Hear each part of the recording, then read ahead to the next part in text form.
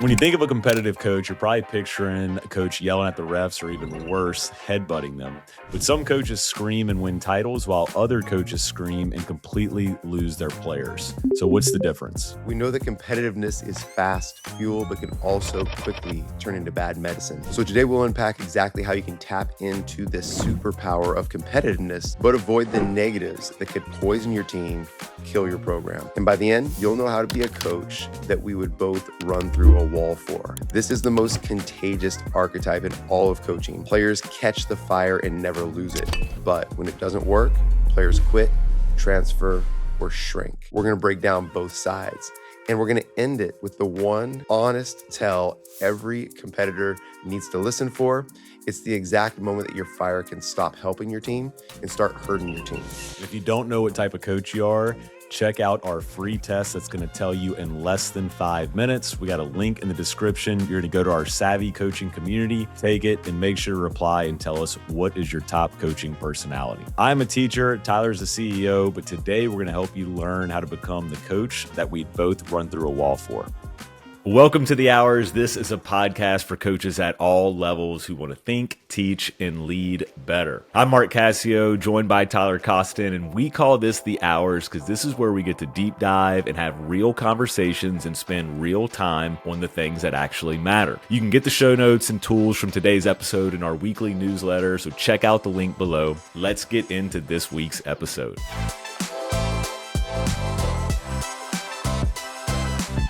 Full disclosure, today I might be a CEO, but tomorrow I might be a teacher, and tomorrow Mark might be a guru. We've both taken this test so many times. We've talked about it so many times. And each time, based on just how we're feeling in that moment, we might answer some questions differently. And that's the reality of this. It's like no coach is just one of these things. Every coach must be all of these things. But when we're under pressure, we tend to revert back to our most deeply held habits. And that usually falls into one of these 5 personalities. And so as we go through these personalities, we don't want anyone to tune out and think, I'm not a competitor. Every one of you is a competitor, or you wouldn't be coaching a competitive sport. Every one of you is a teacher, or you wouldn't be fired up by helping people get better. Every one of you is a guru, or you wouldn't be fascinated to learn something new. So everyone is every one of these things, and we want you to be a better competitor. And that's what we're going to talk about today. Yeah, one thing we talked about in episode 115, where we went through all 5 of the personality types, is the best coaches have a lot of these as their strengths, right? And just because, you might be a teacher first or a CEO first and competitors last, like Tyler said, it doesn't mean you're not a competitor. And one that we talked about before hitting record was Dan Hurley. Probably a miss on our part. We didn't include him in 115, but he's like the ultimate competitor. But so many coaches are just in all over his X's and O's over the last 4 years that UConn has made that run. So he can X and O you, but he's also obviously really, really fiery, which just means those are his strengths. I'm sure he has some other strengths. He's probably a really good teacher as well. So we all possess all 5 of these things. If you saw me coach this past weekend, you would have said that guy is far and away a competitor, because I was just challenging my group, like, hey, we have got to fly around, like solve your problems with aggression. Like if things are not going our way, there's nothing really I can give you right now in this timeout other than go out there and just play way harder than what we just were in the previous segment of the game. So I kind of enjoy the competitor side. I think that is, honestly, that's probably when I'm at my best, is when have a balance of like teacher, guru, which are my top 2 personality traits. But when that competitor can blend in there, that's probably like my ideal coaching lens or method. Yeah. I think maybe over the past few weeks, as we've been diving into this and exploring these things and talking about these things, the competitor's gotten a bit of a bad rap, right? Like, oh, that's the bad coach. That's the not savvy coach. The transactional coach. Yeah. And that is not the case. You can be transactional in any of the personalities. You can also be transformational in any of these personalities with any of these tools. And so we just want to highlight, at one end of the spectrum, what does transformational look like when you're completely leaning into your gifts as a competitor? And what does transactional look like when you're getting away from the heart of competitiveness? So what is a competitor on the positive side? I love this and I believe it. I'm going to read it because we wrote it down beforehand. The competitor is the coach who believes in hard work so deeply that they refuse to let players settle for less than their best. That's what the competitor is. I've seen, and I'll shout out to my friend Phil Beckner, who Phil, give me a call, man. We haven't talked in a while. Phil is known as a skills trainer, and so when you think of a skills trainer, a pro skills trainer, you don't think of competitor. You think more teacher. You think more guru. But Phil is a competitor first. And what makes him an amazing skills trainer is it doesn't matter who the player is. If it's a fifth grader or Damian Lillard, multi-time all-star, he refuses to let any player step into the gym with him and give less than their absolute best effort. He brings that fiery competitiveness to skills training. And that's why players love working with them because they work harder. And that's what also when we said in the intro, like competitiveness can be fast fuel. The moment anybody steps into the gym with a competitor, they change. It's fast fuel. Like they immediately are better. They didn't become a better shooter or ball handler. They didn't learn anything else about the game, but they are better just because they're giving more effort and energy to the task. And that's what a competitor demands across the board in everything. Now, it can also be poison because it can become addictive to players. They become addicted to the coach's competitive energy. And so when the coach isn't in the gym with them or the coach isn't bringing the energy that day, then the player has nothing of their own to give. I remember a number of players, really, really good players. The first time they trained with me, they said, "Hey, could you like yell at me and swear at me more?" And I said, "Why?" Yes, I can. I can, but why? And they're like, "Because I need that. I need that to go harder." And that was sad to me because that's the poison side of competitiveness. Like you can poison people so that you kill their own competitiveness and they become addicted to yours. It's kind of like alcohol in that way a little bit, right? Like it can be poison over a long period of time where you become addicted to someone else's competitiveness. That's like the alcoholism aspect of it. So that's what I think we have to be aware of. Yeah, I think, the 2 things that you just talked about are really, really good. The first one was, really around high standards, right? Like, what does Phil do really well, whether he's teaching a team or working out a 5th grader or Damian Lillard, he's gonna hold really, really high standards, which I think competitors naturally do because they're just competing for every area, whether it's a player's performance or whether how they show up in the gym, what they're doing pre-practice, like, they're just always looking to win even in practice, outside of games. And then the second thing is one of the drawbacks is what I hear you saying is maybe it's you're almost too coach led, where Mhm, I think any team is going to take on the personality of their coach. Well, if you're the competitor coach, your team's going to have an edge to you, which is awesome. But if they need you to give them that edge, mhm, then there could be a problem where, hey, we're relying on it. We're not self starters, we're not holding ourselves accountable, like me holding me accountable, but I'm also not holding Tyler accountable because I know coach is going to be on him. I know Tom Izzo is not going to let him get away with that. So I don't have to do that.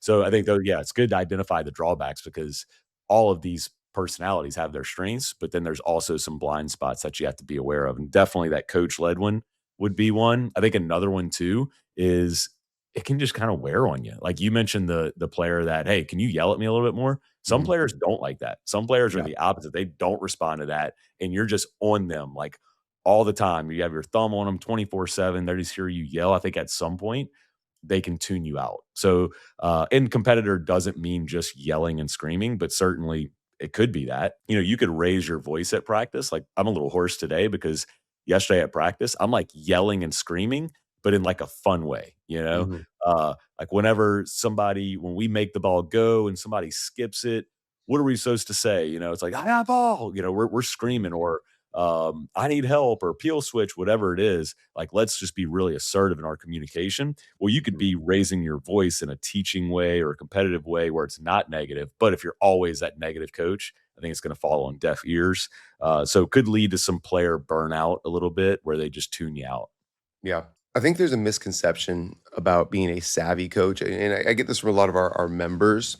And as they're talking like, "Oh, I wasn't a very savvy coach there. I really got on my team," and I wouldn't necessarily agree with that. Savvy does not mean soft. Savvy just means you know your why and you know who you are and you're leaning into that and you're avoiding the pitfalls that we all have in our blind spots when we can go negative and overboard. I think that sometimes I might shock a team or a coach that might bring me in to do a clinic because I've got 2 days to make their team better, and when they don't give great effort or when they are doing it incorrectly, it's like, no, stop, this is wrong. What were you thinking there? As opposed to like, "It's okay, let's just keep going along," no, there's none of that. There's Yeah. none of that. So I think, like, everyone has to have these high standards. I have a story that I'm gonna tell about you that you're probably not even aware of. Oh. Because a savvy coach holds the line. All of Mm, all of the pain points in your program, whether your players are showing up late or we take bad shots or we don't, we get negative when things go bad. All of those things can be fixed by raising the standard in mhm, your program. And I had a Division One head coach reach out to me this week, and he said, "I called Tyler. He didn't answer. I was trying to get in touch with you. Tell me about what y'all do when y'all come work in person with programs." And you have worked with one of his players. It was okay, at a camp, and his player was the best one there, and he okay. came in late, and he said, "Man, my dude rolled in late, and Tyler immediately stopped what he was doing and grilled him a little bit in front of everybody, just like, 'Hey, why are you late? Well, this you've already missed this, this, and this, and why do you think you can be late?' And I don't know how you handled that exactly, but here's a Division One coach calling me years later, trying to track you down, saying, 'We just signed a JUCO kid who's great. He is a competitor, but man, like he just really needs to learn how to communicate with his team.' Like he Mhm. gets really negative and it's just not great. And man, I would love for Tyler to come in and grill this dude or just do have that same transformation that you had for his previous player. You probably don't even know who this is. I I'll have tell you. no idea who you're talking Yeah, about. I was I've gonna say, drilled I'll so many tell you. players in my life. No. Right. I'll tell you after I don't want to say it on That's the awesome. recording, but yeah, so a savvy coach is not soft. A savvy coach is one that holds the line as in a truth and as a truth teller. Yeah, that's good. There may be some coaches listening that have maybe felt some guilt or shame or even fear of letting their competitor loose, of letting that fire just go. And hopefully, the beginning of this conversation has justified for you. No, no, no. This is a valuable and powerful aspect of your leadership and personality. Um, Lean into it, allow it. It's good. You don't have to be ashamed. Most coaches have more competitive fire, more desire, more more just want than most of their players.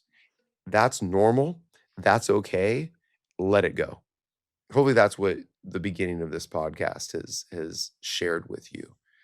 Now, within letting that fire burn, what are the guardrails that we need to be aware of so that it doesn't burn out of control and actually injure everyone around you, including yourself? I mean, because that's the drawback of this one. This would be the dark side of competitiveness, and maybe where competitors lose teams. I'll go first because Yeah, I spoiled one of them of just like the burnout or the tune yeah, out part. But here's another one that I've seen in a lot of hyper competitive coaches is they coach stuff that they haven't practiced. yeah. So they're in the game and things are not going right. And they're like, "Hey, we got to be better at this or we got to do that." And it's just more emotional response of like, "Hey, we haven't done that. Like that is not part of our toolbox. So you can't expect your team to do that." So I think the dark side of a competitor is you just like expect your team to be able to just like will their way out of anything. And maybe we've lacked some details that hiring a teacher or hiring a guru would fill that blind spot for you a little bit. So we're not always just like, "Hey, get it done, go make a play, but we haven't built the foundation or like the skills or the principles in order for us to do that. I'm thinking of in-game scenarios here where your team's getting maybe out rebounded, or the other team is pressing and trapping and turning your team over, and you call a timeout, you're fired up. You're like, "Do you even care? Don't you want this? You're playing like a bunch of whatevers out there," right? Yeah. And it's like, "Oh, you're trying you actually have a skill deficit, but you are just relying on an effort deficit as the only tool." Because there's times, many times, where your team is playing hard. They just aren't as big, strong, fast, or skilled as the opponent, and there's no amount of effort that's going to change the outcome of this game. So I think that's the always leaning on that when it's like, no, you actually just got exposed as a teacher. You haven't taught and your team hasn't learned how to play against this 1-3-1 trap. It's Yeah. not a lack of desire. Th I those say that a 2 lot. scenarios those 2 scenarios were the exact ones that I was picturing. It's like Yeah. you're getting dominated on the boards or you're turning it over and you're yelling at them to stop turning it over, but you haven't taught principles that beat pressure. Or, "Hey, we haven't worked on our press break in 3 weeks, and then here we are, getting pressed and we're turning it over," and your response is just, "You should be better, you should care more, you should play harder." Yeah. Okay, here's another one, and this is more internal. And this is where that competitive fire can turn negative, is when the fire is sourced from fear. When you're afraid of how you're going to look as a coach when your team is doing badly. You're afraid of maybe losing your job. And so you go in to practice all fired up because you might get fired or your staff might get fired next year because you're underperforming. When the fire comes from fear, it's going to fail. I mean, everyone around you can smell it, they can sense it, and that's when they tune you out because they know it's sourced from fear, self-preservation, when the fire is sourced from like faith, like I believe in you, I believe in this team, I believe in this group, like we can do this. Let's come together and let's go run through that wall. That's when it results in belief and connection and camaraderie. So people, especially young people, like they can see and sense these things. They can sniff out a fraud. And I think if you just focus more on your why and continue to source it from like belief and faith, like I believe in you, Mark, right? Like I see in you just a great leader. And that's why I won't allow you to give anything less than your best, right? As opposed to like, oh, you're soft, right? You're soft. You've always been soft. You better get tough, or else I'm going to bench you, or else I'm going to cut you, or else you'll never get this scholarship, right? It's the same thing. We gotta raise the standard for Mark to play harder, but it's just where is it coming from? Both for you as a coach and like what button are you pressing to motivate that player? Is it their fear or is it your faith in them? Yeah, or, your internal pressure of the fear of failure, fear, like you said, looking like a bad coach. It's probably something we should have led with, but the origin of the word compete is not beat the other team or be the best or to win. It's actually to strive together. So I think that's really, when you talk about like Yeah. that belief or like, hey, we're in this together, like that is actually what compete or what being a true competitor is. It's not, I'm going to yell and scream so we can win the game because that's Mhm. important to me. It's let's do this together. Here's how we do it. Let's rally the troops and let's go get this thing done as a team. Whether you are a competitor, reminder, we're offering up this coaching test. If you're not sure, I guarantee the process of taking this test will illuminate many things for you as a coach. It's valuable, regardless of if you end up getting the coach personality that you think or don't think or you like. It's a valuable exercise.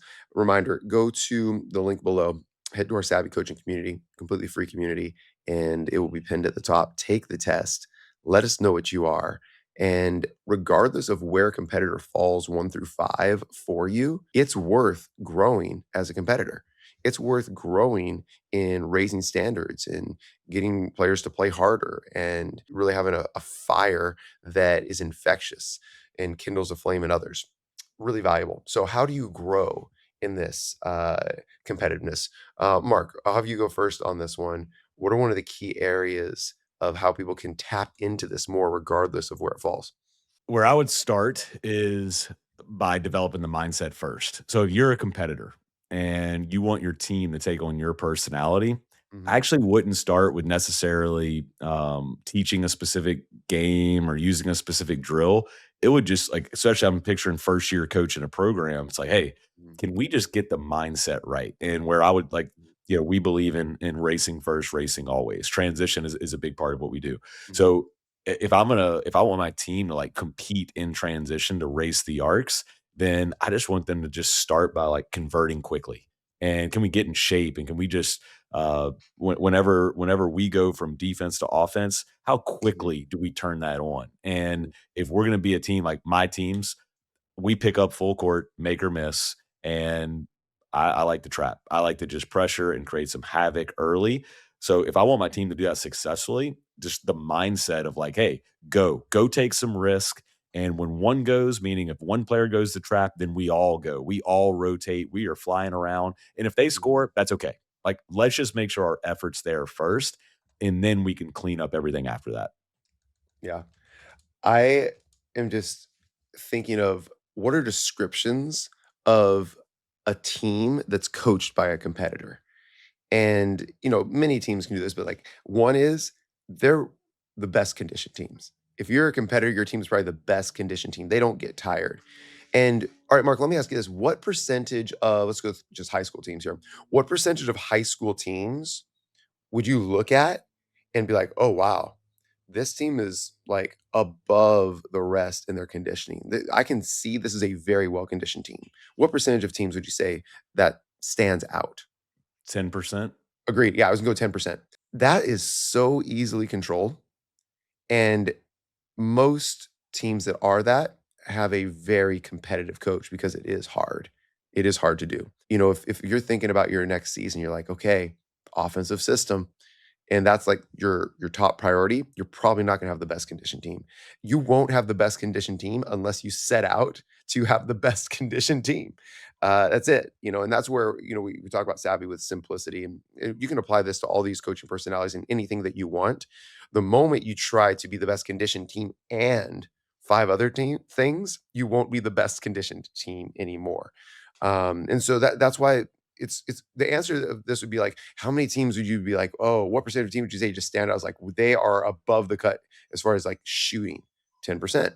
Like it's going to be around there for anything because that thing you must set out to become at the expense of other things, or else you won't. Now, guess what teams don't win? Ones that don't stand out for anything. And when you set out to stand out for everything, you end up standing out for nothing and you fall into average and mediocrity.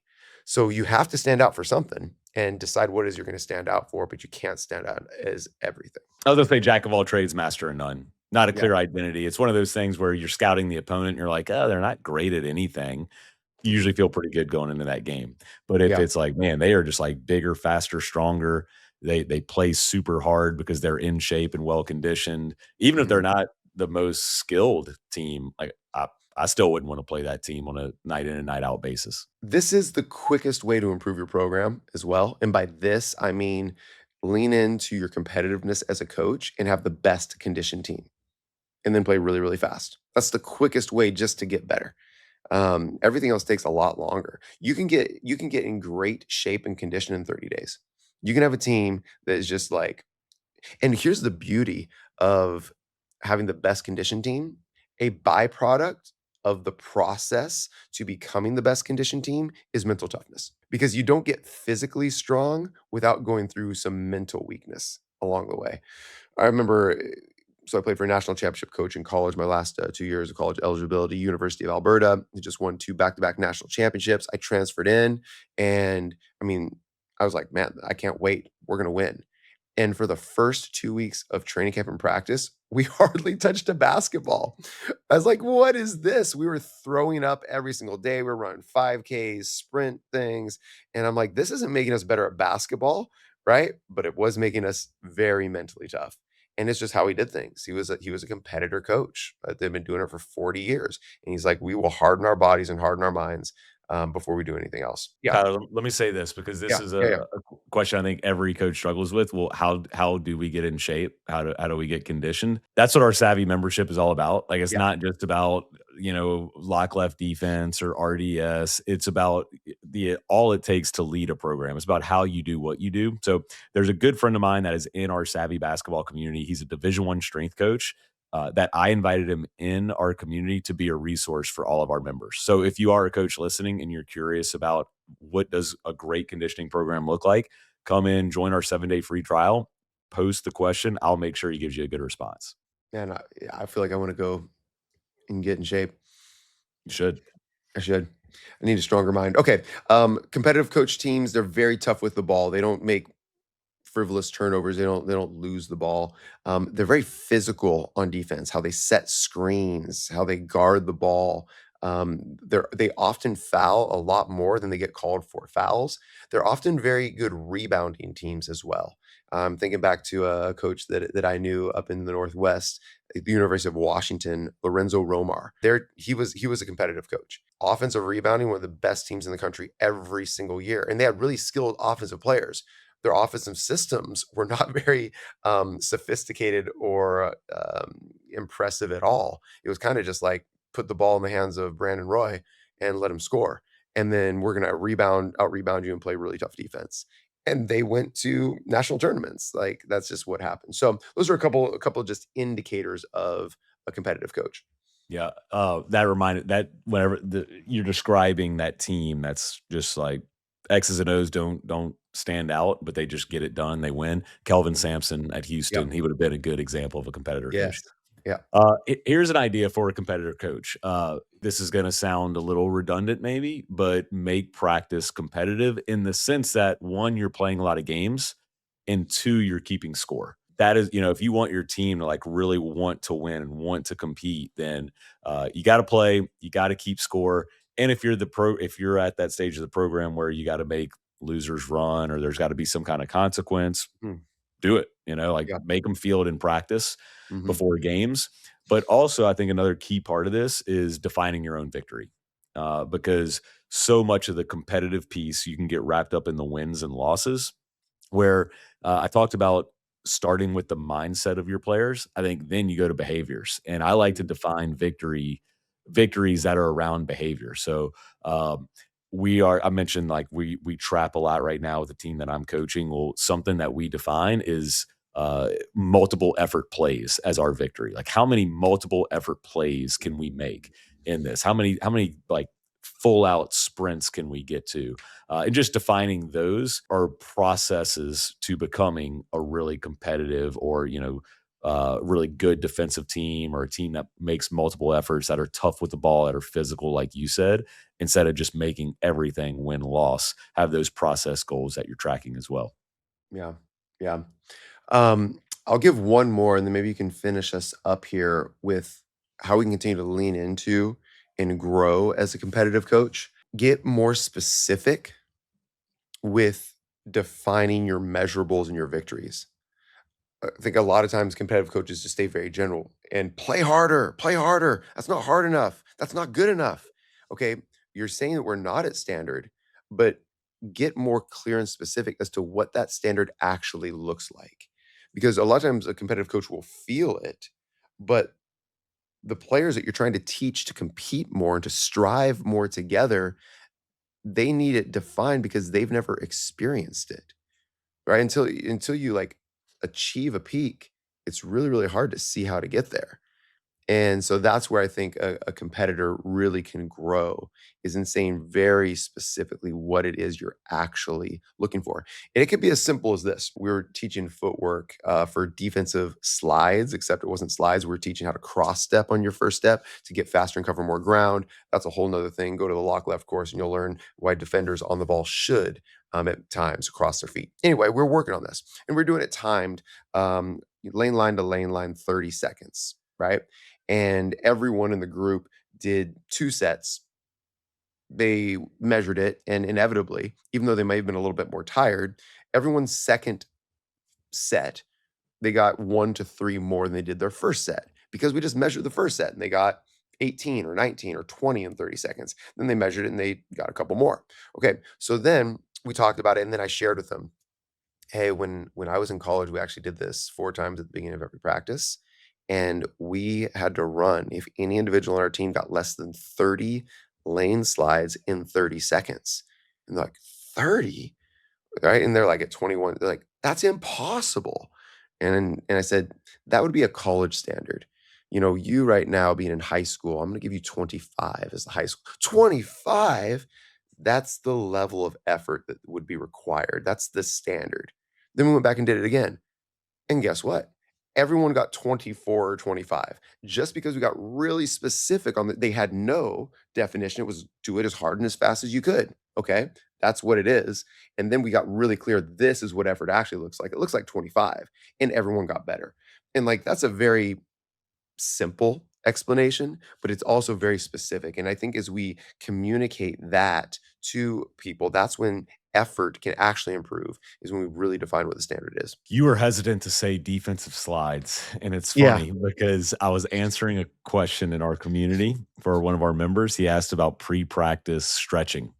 Mm, Do you stretch? What type of stretching do you do?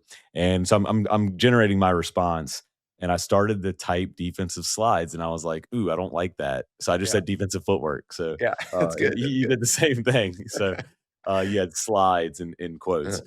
All right, last thing I'll say for the competitor coach, like if you're a coach that's really fiery at practice, talked about making it practice games based.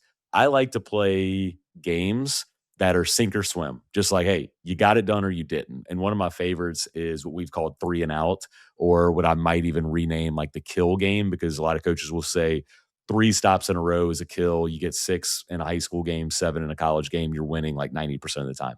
mhm, So practice in that environment. And whenever we play 3 and out, so you got to get 3 stops in a row before you get out of defense. I don't do a whole lot of coaching. I want my players to have to figure it out, get it done, solve your problems with aggression. Like, oh, like you're having trouble rebounding. Well, go rebound harder. Like, I'm not giving you mhm, any technique, right? mhm, But at the same time, normalize mistakes. So when players make mistakes, but the effort is there, mhm, that's cool. Move on. Like, let's go. Like, that's part of the process. We're going to make mistakes. Learning is going to be messy.